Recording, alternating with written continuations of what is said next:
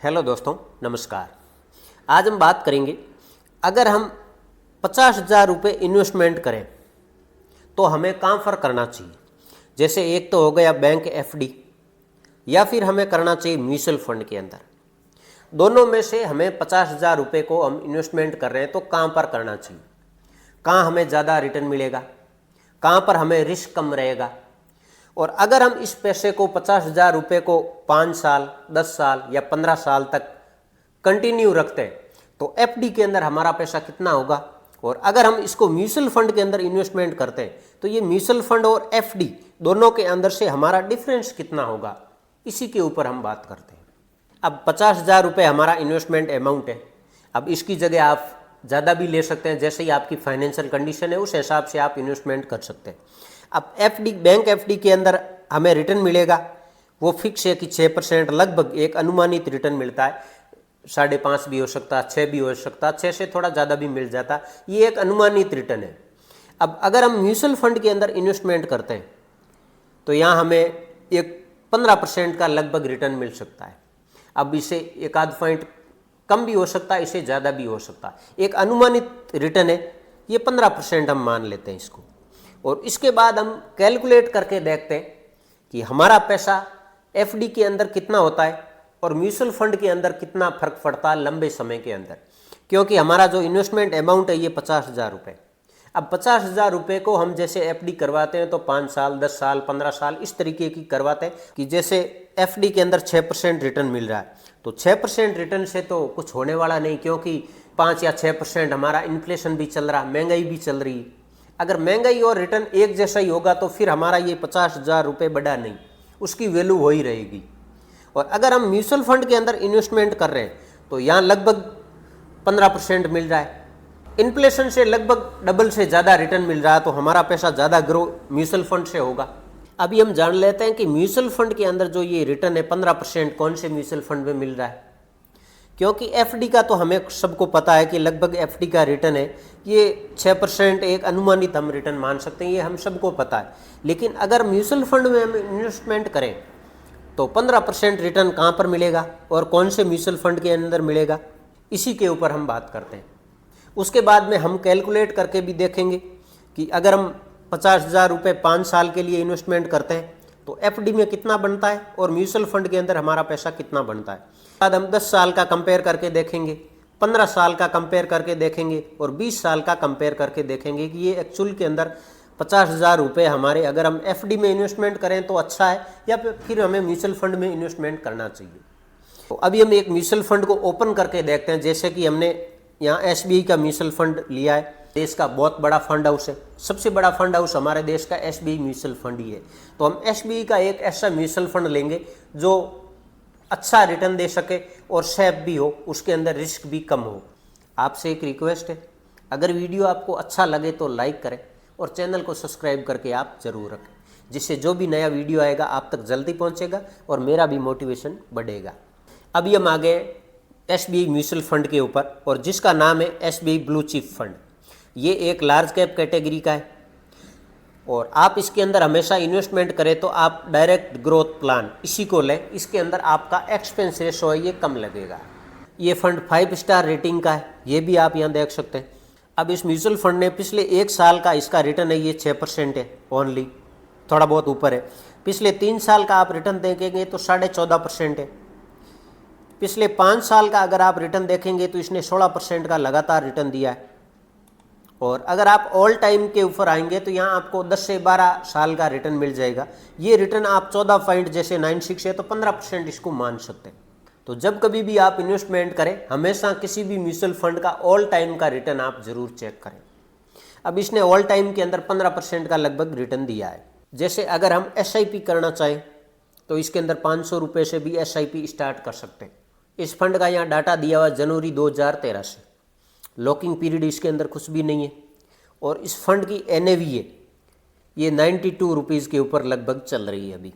और इस फंड का AUM, इस फंड की साइज 49,000 करोड़ से ऊपर पैसा लगा हुआ लोगों ने इसके अंदर। एक लार्ज कैप कैटेगरी का है, सेफ म्यूचुअल फंड है, इसी कारण लोग बहुत ज़्यादा पैसा इसके अंदर इन्वेस्टमेंट करते हैं।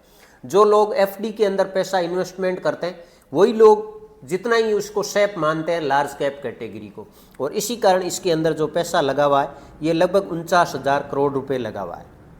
इस फंड का एक्सपेंस रेशो 0.82%। ये एक्सपेंस रेशो होता है जो हम पैसा इन्वेस्टमेंट करते हैं तो हमारे से फंड हाउस से ये एक छोटा सा चार्ज लेते हैं उस पैसे को इन्वेस्टमेंट करने का। अगर इसकी जगह आप रेगुलर प्लान लेंगे तो उसके अंदर आपका ये एक्सपेंस रेशो 1% से ऊपर मिलेगा आपको। तो इसी कारण आप हमेशा डायरेक्ट प्लान को चुनें, वो आपके लिए अच्छा रहेगा। अब इसके अंदर आप SIP भी कर सकते हैं और वन टाइम इन्वेस्टमेंट भी कर सकते हैं। आप लमसम पैसा भी लगा सकते हैं, एक साथ भी लगा सकते हैं, और आप मंथली SIP भी इसके अंदर स्टार्ट कर सकते हैं। यहाँ दिया हुआ मिलेगा आपको एग्जिट लोड। ये एग्जिट लोड वो होता है कि जैसे आप इसके अंदर इन्वेस्टमेंट करते हैं और आप एक साल से पहले ही पैसे को निकालेंगे, आपको इमरजेंसी हो गई, कोई काम हो गया, अगर आप एक साल से पहले पैसे को निकालेंगे तो आपको 1% का एग्जिट लोड देना पड़ेगा। ये भी यहाँ दिया हुआ है। उसके बाद में ये हमारा फंड है, ये सेफ किस तरीके से, उसका कारण बताता हूँ मैं। जो हम 50,000 रुपये इस फंड के अंदर लगाएंगे तो उस 50,000 रुपये को फंड मैनेजर है ये 46 स्टॉक के अंदर डाइवर्ट करेंगे। 46 कंपनियों के अंदर हमारा 50,000 रुपये लग रहा है, तो उसके अंदर से एक आध कंपनी में कुछ हो जाए तो भी कोई बहुत बड़ी रिस्क नहीं होती है। इसी कारण फंड मैनेजर है वो पैसे को ज़्यादातर कंपनियों के अंदर डाइवर्ट करते हैं।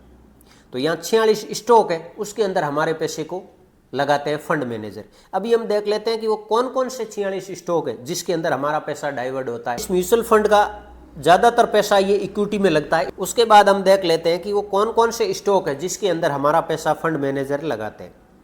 तो यहाँ आपको स्टॉक के नाम मिल जाएंगे। जैसे आप देखेंगे HDFC बैंक है, इसके अंदर लगभग 9.5% पैसा लगा हुआ। HDFC बैंक हमारे देश का प्राइवेट सेक्टर के अंदर सबसे बड़ा बैंक है। ICICI बैंक इसके अंदर 7% से ऊपर है। लार्ज एंड टूब्रो इसके अंदर 5% से ऊपर है।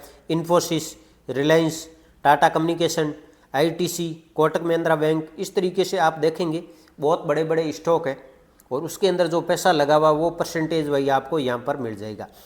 सारे के सारे लार्ज कैप स्टॉक है, क्योंकि ये फंड है, ब्लू चिप फंड है, लार्ज कैप कैटेगरी का है, तो बहुत बड़े बड़े स्टॉक के अंदर पैसे को लगाते हैं फंड मैनेजर।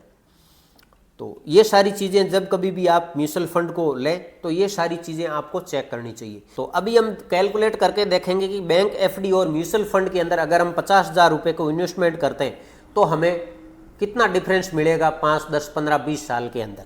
अब हमने FD का रिटर्न माना है, ये 6% का CAGR रिटर्न माना है, और म्यूचुअल फंड का जो रिटर्न माना है अनुमानित, ये 15% का CAGR रिटर्न हमने माना है।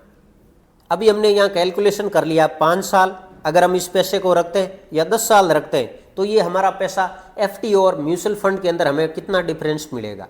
तो FD के अंदर अगर हम 5 साल 50,000 रुपये को रखते हैं तो ये हमारा पैसा हो जाएगा 66,911 रुपये, और यही पैसा अगर हम म्यूचुअल फंड के अंदर रखते हैं तो 1,05,68 रुपये इस पैसे की वैल्यू हो जाएगी। अगर हम इसी पैसे को 10 साल तो ये हो जाएगा 89,542 रुपये, और इसी पैसे को अगर हम म्यूचुअल फंड के अंदर इन्वेस्टमेंट करेंगे और 10 साल तक कंटिन्यू होल्ड करेंगे तो इस पैसे की वैल्यू हो जाएगी, वो हो जाएगी 2,02,278 रुपये। तो ये आप डिफरेंस यहाँ देख सकते हैं FD और म्यूचुअल फंड के अंदर हमें कितना डिफरेंस रहेगा। उसके बाद हम देख लेते हैं कि अगर इसी पैसे को हम 15 साल या 20 साल या फिर 25 साल तक कंटिन्यू रखते हैं तो ये हमारे पैसे के अंदर कितना डिफरेंस आ रहा है ये आप देख सकते हैं। इसको अगर हम 15 साल कंटिन्यू करेंगे, 20 साल या 25 साल, इसके अंदर कितना डिफरेंस आएगा ये सब कुछ आपके सामने। अब 15 साल के अंदर FD के अंदर पैसा ये होगा तो ये होगा 1,19,828 रुपये, और इसी को हम अगर म्यूचुअल फंड के अंदर इसी पैसे की वैल्यू हो जाएगी 15 साल बाद 4,06,853 रुपये। वही 20 साल तक अगर हम इसके अंदर कंटिन्यू रखते हैं FD के अंदर तो 1,60,357 रुपये, और वही अगर म्यूचुअल फंड में रखेंगे तो 8,18,327 रुपये हो जाएंगे। इसी को अगर 25 साल तक कंटिन्यू रखेंगे FD के अंदर तो 1,64,594 रुपये होगा, और उसी को अगर हम म्यूचुअल फंड के अंदर इन्वेस्टमेंट करके रखेंगे तो यही पैसे की वैल्यू 16,45,948 रुपये हो जाएगी। तो इस तरीके से आप प्लानिंग कर सकते हैं आपको कहाँ पर इन्वेस्टमेंट करना है। अगर आप स्मार्टली सोचेंगे तो आप देखेंगे म्यूचुअल फंड के अंदर भी इतना कोई रिस्क नहीं है। अगर अब रिस्क कब होता है म्यूचुअल फंड के अंदर, रिस्क अगर आपको मैनेज करना है म्यूचुअल फंड के अंदर तो हमेशा आप लंबे समय का प्लानिंग करें। आप 5 साल प्लस का सोच सकते हैं, आप 10 साल का कर सकते हैं, 15 साल का कर सकते हैं, तो उसके अंदर आपको रिस्क बहुत कम रह जाएगा। वैसे एफडी के अंदर अगर हम पैसे को लगाते हैं तो एफडी के अंदर कोई रिस्क नहीं होता, रिस्क फ्री होती है। मैं ये नहीं कह रहा हूँ कि आपको एफडी के अंदर इन्वेस्टमेंट नहीं करना चाहिए। एफडी एक बैंक की बहुत शानदार स्कीम है, आप इसके अंदर इन्वेस्टमेंट कर सकते हैं, लेकिन आपको ज़्यादा रिटर्न चाहिए तो फिर आपको म्यूचुअल फंड के अंदर इन्वेस्टमेंट करना पड़ेगा। तो इस तरीके से आप 50,000 रुपये को इन्वेस्टमेंट करके एक बहुत बड़ा फंड बना सकते हैं अपनी लाइफ के अंदर।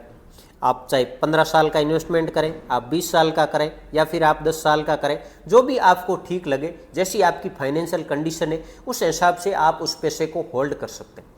किसी भी म्यूचुअल फंड में इन्वेस्टमेंट करने से पहले आप अपने फाइनेंशियल एडवाइजर की सलाह ज़रूर लें और उनके कहे के मुताबिक आप इन्वेस्टमेंट करें। ये वीडियो ओनली एजुकेशन पर्पज़ है, आपको समझाने के लिए कि आप इस तरीके से इन्वेस्टमेंट कर सकते हैं।